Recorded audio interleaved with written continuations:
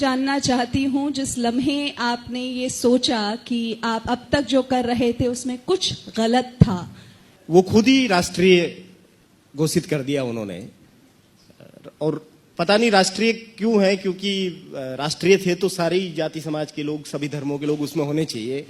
केवल हिंदुओं का संगठन बनाना और उसको राष्ट्रीय कहना, ये उनकी उस समय की राजनीति से चीजें शुरू होती है। और बीच बीच में वो कहते रहते हैं कि सारा देश के जो लोग हैं वो सब हिंदू ही हैं। 136 करोड़ हिंदू की बात अभी भी उन्होंने कही, भागवत जी ने। अब वो 136 करोड़ हिंदुओं में हमारे राजस्थान में एक साथी, आपने फिरोज खान का नाम सुना होगा, BHU में जो पढ़ा रहे थे। फिरोज खान का परिवार 3 पीढ़ियों से मोहम्मदी हिंदू है। मैं मोहम्मदी सब हिंदू इसलिए इस्तेमाल कर रहा हूं क्योंकि वो कहते हैं कि मुसलमान जो हैं वो भी उनकी 136 करोड़ में हिंदू हैं और वो मोहम्मदी हिंदू हैं। और वो जो परिवार है वो 3 पीढ़ियों से कृष्ण के भजन गा रहा है। ऐसे मोहम्मदी हिंदू का संस्कृत पढ़ाना आपको बर्दाश्त नहीं हुआ तो आप कैसे राष्ट्रीय हैं और क्या राष्ट्रभक्त हैं और कौन सा राष्ट्र बनाएंगे, ये सवाल हमको जरूर पूछना चाहिए। आपने जो कहा वो कौन सा लम्हा था, उस लम्हे के आने में कई सारी चीजें हैं।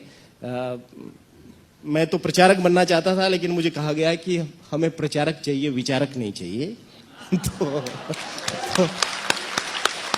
इसलिए मैं गलती से इधर आपके बीच में हूं। नहीं तो हो सकता है कि अभी आपके खिलाफ मैं भी पता नहीं क्या क्या लिख रहा होता, कुछ कह रहा होता।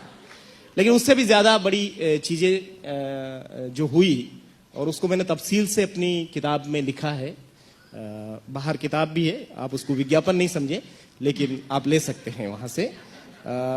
लेकिन मैं जब अयोध्या वाली कार सेवा में गया और लौट के आया, फिर मार्च 1991 में मंदिर सौंपो या गद्दी छोड़ो एक बड़ा अभियान चलाया गया।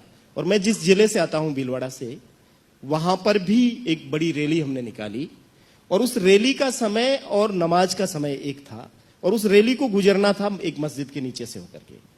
और उस समय बीजेपी की गवर्नमेंट थी राजस्थान में, और प्रशासन ने कहा कि नमाज के जो नमाजी निकल जाए उसके बाद रैली को ले जाना चाहिए।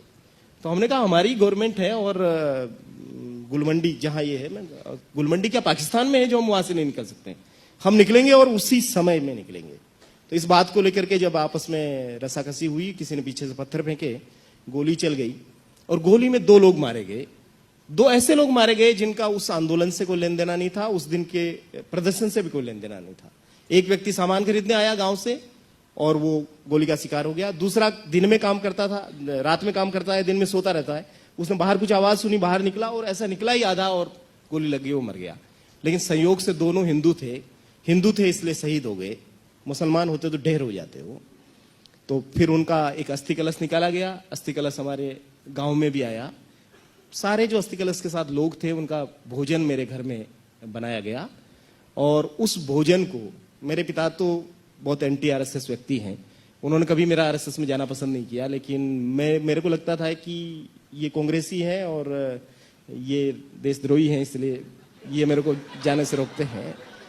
तो जब मैंने उनको कहा कि भाई यहाँ खाना खाएंगे, उन्होंने कहा कभी नहीं खाएंगे, मुझे पता है। मैंने कहा आप जानते ही नहीं हमारे संघ के बारे में, हमारे यहाँ तो बिल्कुल नहीं चलता है ऐसा जातिवादी, हम सबके यहाँ खाते हैं, सबके यहाँ जाते हैं। उन्होंने कहा बहुत बढ़िया, मुझे भी खुशी होगी, बनाओ। तो खाना बनाया गया और ये अस्थि कलश यात्रा गांव में आई, भाषण वासन हुए, 9 साढ़े 9 बजे रात तक कार्यक्रम चला। फिर हमने कहा कि भोजन ग्रहण कीजिए।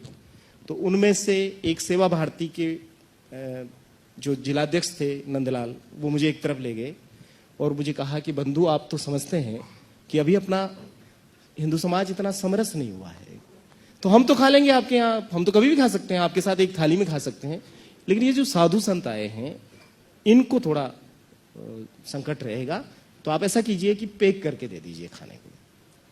तो मेरे लिए बहुत शॉकिंग था, क्योंकि मैं तो अयोध्या में मरने के लिए चला गया, लेकिन वो मेरे घर में खाना खाने के लिए भी तैयार नहीं थे।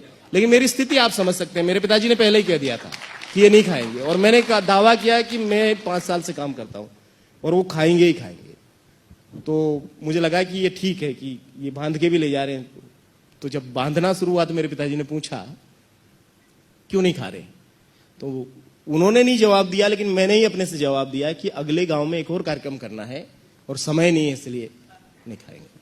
लेकिन वो ले गए खाना, खाया नहीं उन्होंने।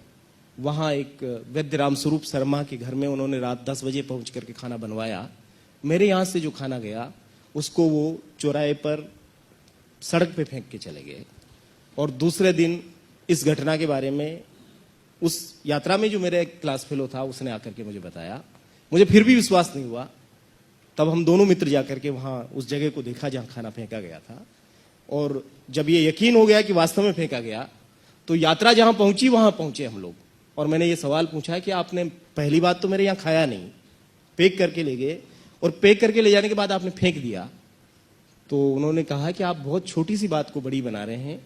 खाना फेंका नहीं गया था, जीप में पीछे बैठे हुए साथियों के हाथ में था, गाड़ी टर्न पे मुड़ी, हाथ से छूट गया खाना, अब गिरा हुआ खाना खाएंगे क्या हम लोग? तो इतने गिरे हुए नहीं थे, या थे अब आप समझ सकते हैं। लेकिन वो खाना जिस दिन गिरा या खाना जिस दिन उन्होंने फेंका, उस दिन उन्होंने मुझे भी फेंक दिया, और उसके बाद मैं आप लोगों के साथ